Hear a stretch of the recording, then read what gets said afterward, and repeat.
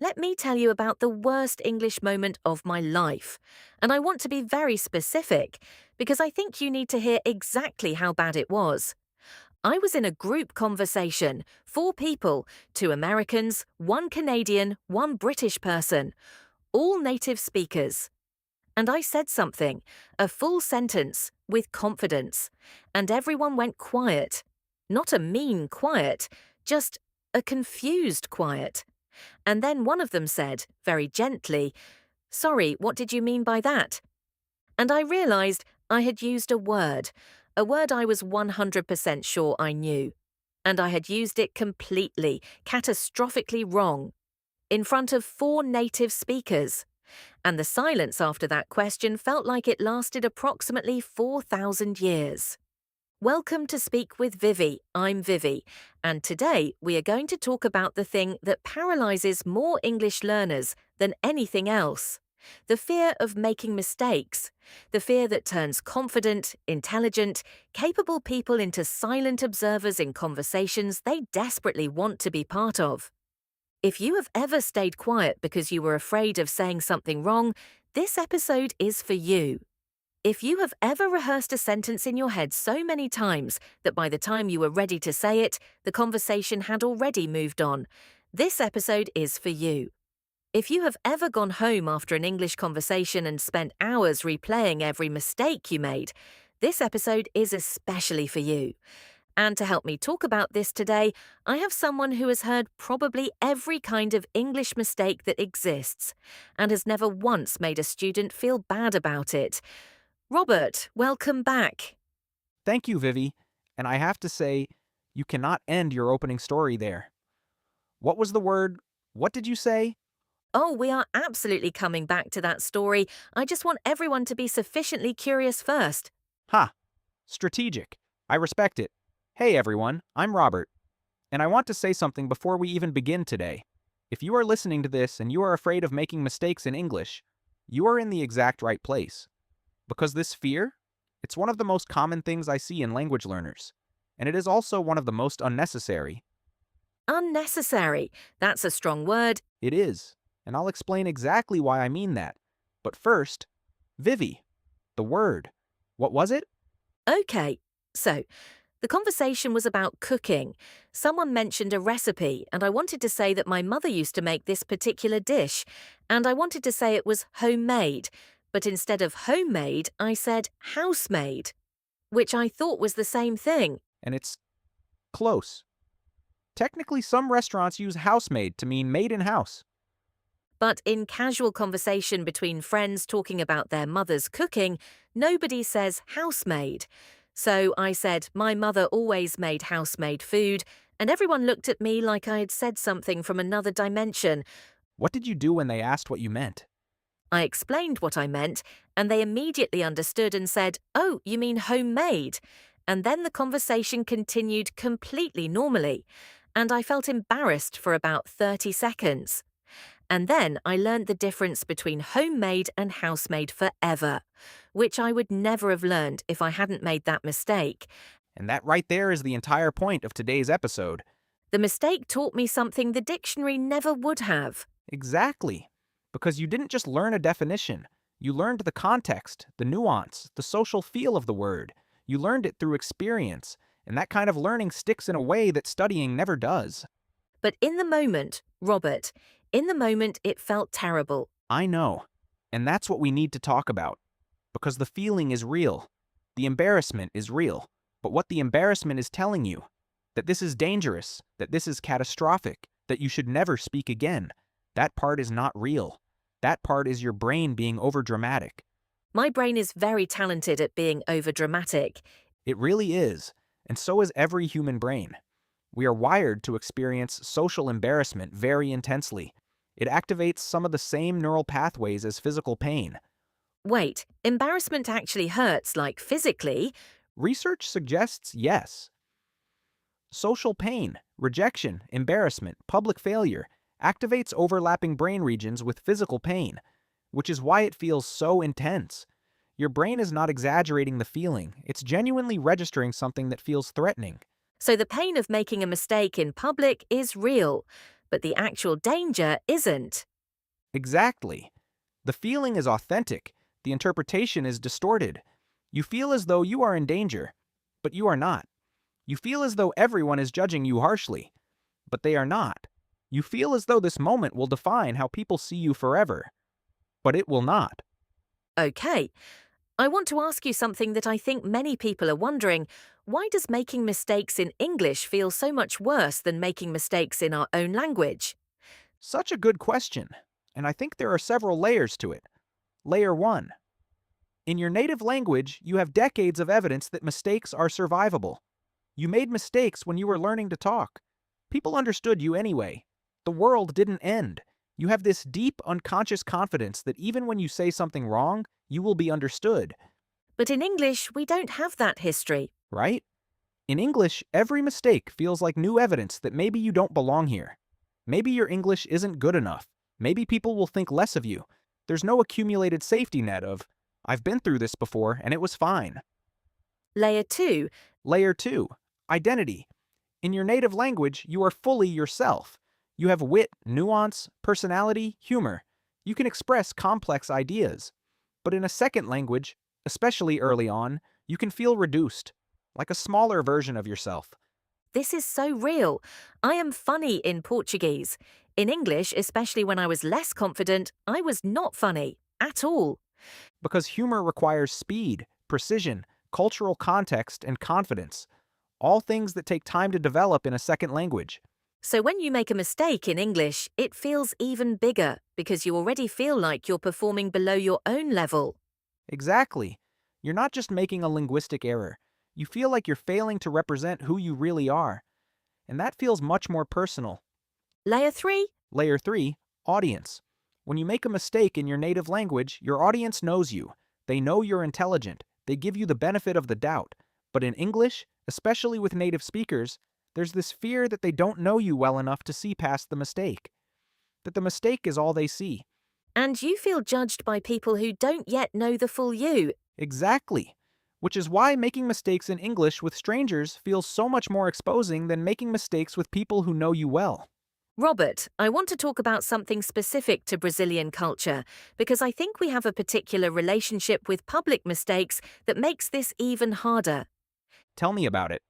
In Brazil, and I think in many Latin cultures, there's this concept of passing embarrassment. Like making a fool of yourself in public is one of the worst social experiences. We have expressions for it, we laugh about it, but the cultural weight of public embarrassment is very heavy, The social cost feels very high. very high.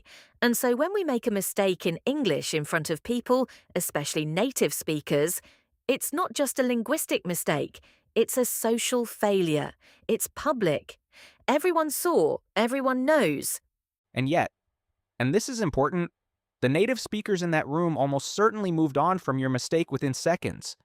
Is that really true? It's backed by research. There's a phenomenon called the spotlight effect.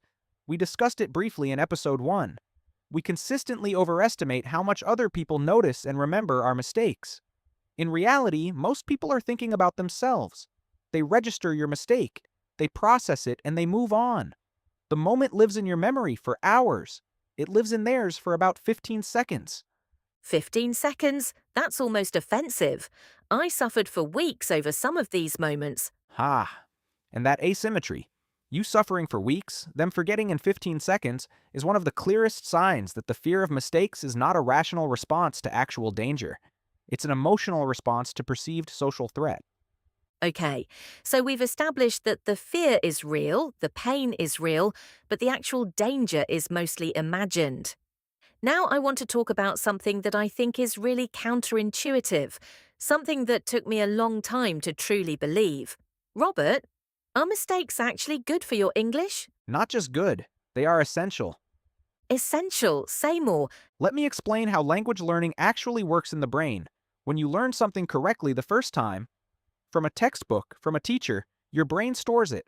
But when you make a mistake and then get corrected or discover the right answer, your brain stores it differently, more deeply, more permanently, Why? because of something called the prediction error signal. Your brain is constantly making predictions. When you said housemaid instead of homemade, Your brain predicted that housemaid was correct, and then the confused reactions told your brain, prediction error. Something is wrong here. And that error signal triggers a much stronger encoding process than simple repetition would. So the mistake itself is what makes the correct version stick? Exactly. The mistake creates a gap, and your brain fills that gap with much stronger learning than it would have otherwise. This is why you will never forget the difference between homemade and housemaid. I will never forget it in my entire life. I could be 90 years old and I will still know exactly which one to use. And if you had just read both words in a vocabulary list, would you remember them as well? Absolutely not. I would have forgotten by the next day. This is the paradox at the heart of language learning. The path to correct English runs directly through incorrect English. You cannot get to fluency without passing through mistakes. They are not detours, they are the road. The mistakes are the road. I love that. Okay, so let's talk about the different kinds of mistakes, because I think people treat all mistakes as equally terrible, but they're not, are they? Not at all. There are very different categories of mistakes, and they deserve very different responses. Walk me through them. Category 1. Mistakes that block communication. These are mistakes that make it genuinely difficult for the other person to understand you. The wrong word in a key place. A pronunciation issue that causes confusion. A grammatical structure that creates ambiguity about your meaning. These are the mistakes worth paying attention to. Exactly. If someone can't understand you, that's useful information. It tells you what to work on. And the fix is almost always simple. Slow down, rephrase, use a different word. Category 2. Category 2. Mistakes that don't block communication at all. Wrong article. A instead of the. Wrong preposition. Interested about instead of interested in. Slightly wrong tense. I go yesterday instead of I went yesterday. Grammar issues that native speakers notice but don't actually care about. These mistakes don't hurt the conversation. They don't. The meaning is clear. The communication succeeds. The only person bothered by these mistakes is usually the person making them. Category 3. Category 3. Mistakes that actually make you more likable. I know this sounds strange, It does sound very strange. but when you make a mistake and handle it with grace, when you laugh at yourself, correct yourself, continue without drama, people often feel closer to you. Because vulnerability creates connection. Because you're being human. Because you're showing you care about communication more than performance. So the mistake plus the recovery can actually improve the relationship. Often, yes. I've seen this happen countless times with students. A mistake that they were mortified about actually made the other person warm up to them. Because suddenly they were real. Not performing, just human. Okay, I want to share something very personal because I think this is important for our listeners to hear. There was a period in my English journey, maybe 2 years ago, where my fear of mistakes actually made my English worse. Not just slower, actually worse. Tell me what you mean. I became so afraid of making mistakes that I started only using words and structures I was 100% sure about.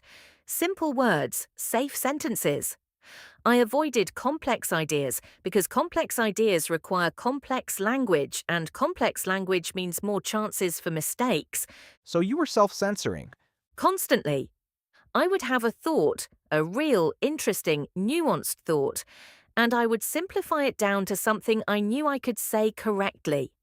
And what came out was not me. It was a flattened, cautious, safe version of me.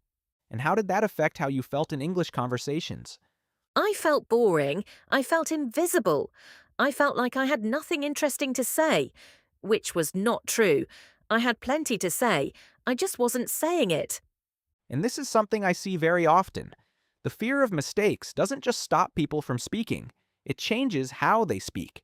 It makes their English smaller than it needs to be. Less expressive. Less them. And the irony is, by trying to avoid mistakes, I was making my English less impressive, not more. A simple correct sentence is less compelling than a complex, passionate one with a small error. Always.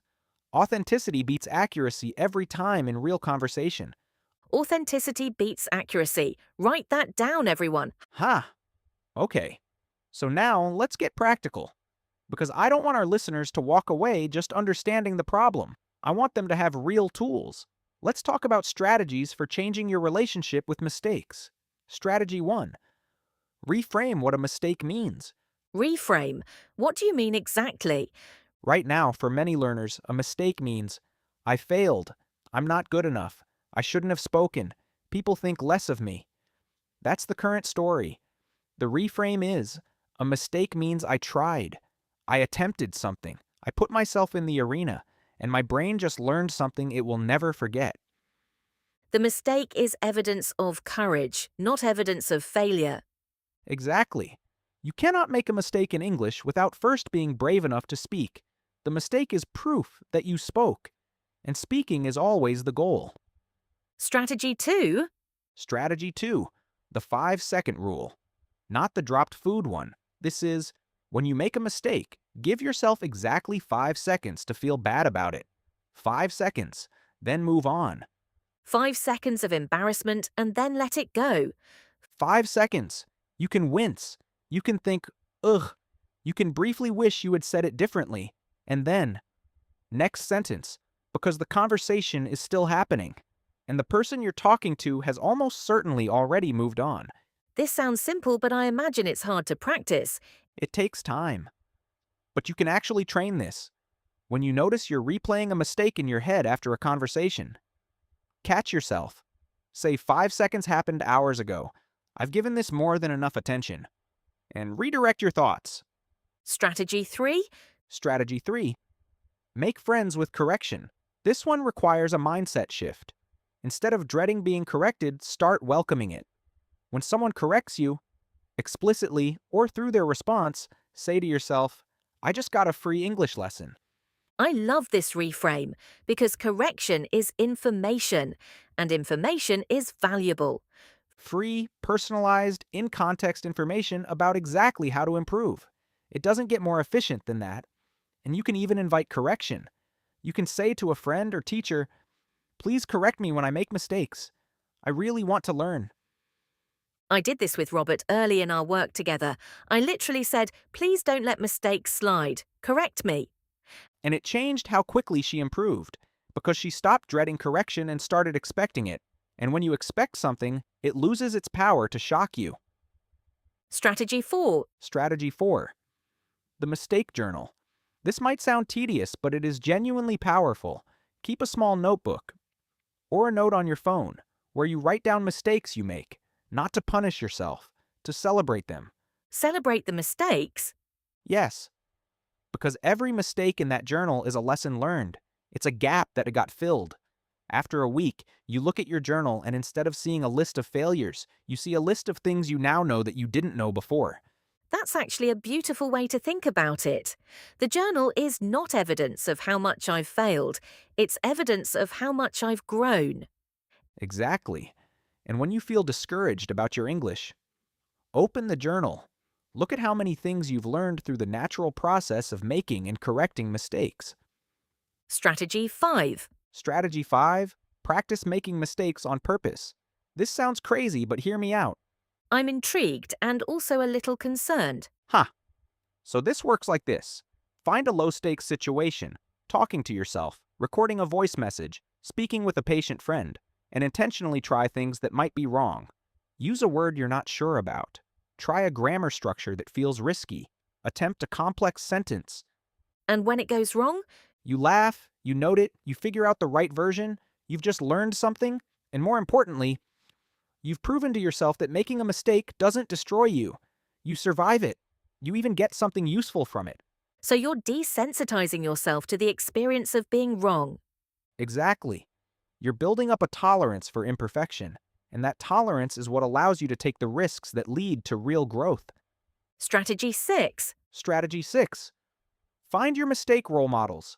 Look for people, real people or public figures, who make mistakes in their non-native language and continue with confidence, because they exist everywhere.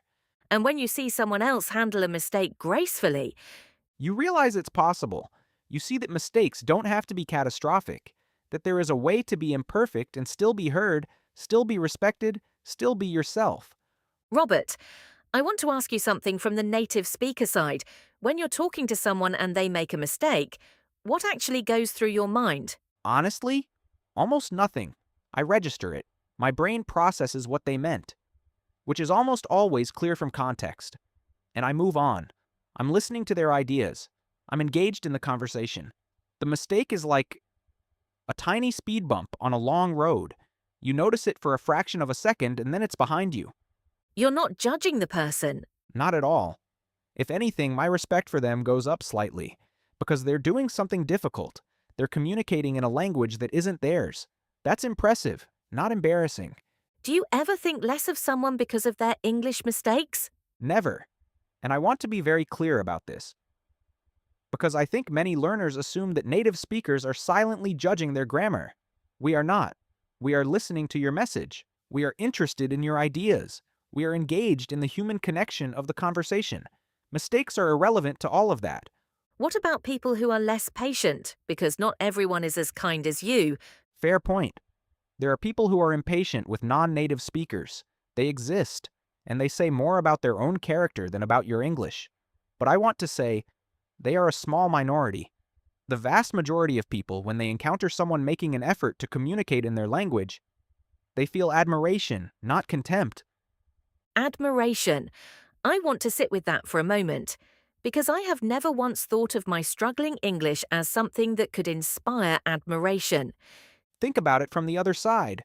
If a French person tried to speak to you in Portuguese, with an accent, making grammar mistakes, searching for words, but genuinely trying, how would you feel? I would feel touched, impressed. I would want to help them. I would appreciate the effort enormously. And that is exactly how most English speakers feel when they see you making an effort. The effort itself is admirable. The mistakes are just part of the effort. This is changing something in my brain right now. Good. Let it change. Okay, vocabulary tour time, because we've used some great words today and I want to make sure everyone has them. Robert, let's go through them. Ready. First word. Catastrophic. Catastrophic means extremely bad, like a disaster. We used it to describe how mistakes feel, catastrophically wrong. In a sentence, the mistake felt catastrophic, but it really wasn't a big deal. Second, neural pathways. Neural pathways are the connections in your brain that carry information. When you learn something, your brain creates or strengthens a neural pathway. Making mistakes actually creates stronger neural pathways than passive studying. Third, prediction error. The prediction error signal is what happens in your brain when reality doesn't match what you expected. Your brain registers the gap and learns from it. The prediction error is what makes mistakes such powerful learning tools. Fourth, self-censoring. To self-censor means to stop yourself from saying what you really want to say, usually out of fear. I was self-censoring so much that my real personality wasn't coming through. Fifth, reframe. To reframe means to look at something from a different angle, to change the story you tell about it. Let's reframe mistakes, not as failures, but as lessons. Sixth, desensitize. To desensitize means to reduce your sensitivity to something through repeated exposure, like how you might desensitize yourself to spicy food by eating a little more each time. Practicing in low-stakes situations desensitizes you to the fear of making mistakes. Seventh, asymmetry. Asymmetry means when two things are unequal or unbalanced. We used it to describe how you suffer over a mistake for days, while others forget it in seconds. The asymmetry between how long we remember our mistakes and how long others do is striking. Eighth, vulnerability. Vulnerability means being open about your weaknesses or uncertainties, being real. Vulnerability creates connection. When you admit a mistake, people often feel closer to you. Ninth, the spotlight effect. The spotlight effect is the psychological phenomenon where we think people are paying much more attention to us than they actually are. Like we're under a spotlight and everyone is watching. The spotlight effect explains why we think our mistakes are so noticeable. They really aren't. And tenth, authenticity. Authenticity means being real and genuine, being yourself rather than performing. Authenticity beats accuracy every time in real conversation. Beautiful. Okay. Final thoughts. We're almost at the end of today's episode, and I want to use this moment well. Go for it. I want to talk to the person who has been quiet. You know who you are. You're in the English class, but you never raise your hand. You're at the meeting and you have something to say, but you wait and the moment passes. You're at the party and the conversation is happening around you, but you're not really in it, because the risk of saying something wrong feels too big. I know this person. I was this person for a long time, and I want to tell you something that took me years to truly understand. Your silence is not protecting you. It feels like protection. Like if you don't speak, you can't be wrong. And if you can't be wrong, you can't be judged. But what it's actually doing is keeping you out of the conversation, out of the connection, out of the version of your life where English opens doors for you. Every time you stay silent to avoid a mistake, you pay a price. The price of the thing that doesn't happen, the connection that doesn't form, the opportunity that passes. And the mistake you were so afraid of? If you had made it, it would have been 15 seconds of mild embarrassment.